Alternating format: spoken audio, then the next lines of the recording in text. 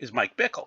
I have been very nice to Mike over the years, but I was also warned by the Holy Spirit not to go down to his place, IHOP in Kansas City.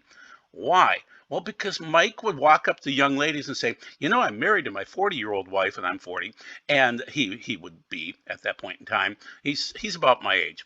65-ish, and so he would walk up to these young 20-year-old women and say, I have a prophecy for you. My wife is going to die, and when she dies, you're going to be my wife. In the meantime, you get to be my concubine, so I get all those favors from you.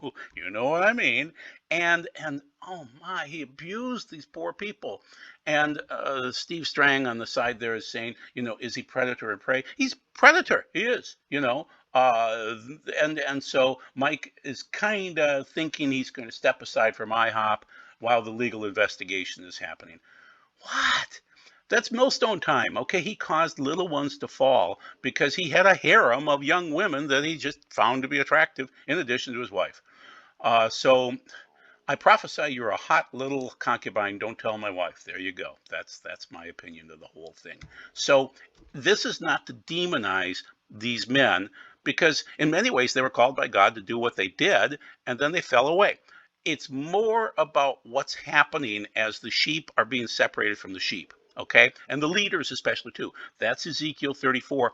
How does that plug into Revelation? We'll get there. And so I preach it every week. Get your garments clean. That means you need to work on, on holiness and other activities that are godly. It's a wedding coming up. You'll be thrown out if you're naked or if you've got dirty clothes, okay? So that's why I preach it every single week. Garments, garments, garments, okay? And that's biblical. So I'll end up with one more verse here, and we are all done. And oh, you, my sheep, the sheep of my pasture, are people, and I am your God, declares the sovereign God.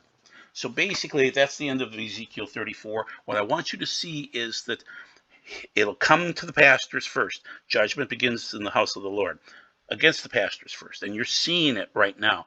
But eventually, you'll see the separation between the people and the people. And I think the dividing point is Israel, okay, and the Jewish people. Just bless them anyway, whether you agree or disagree.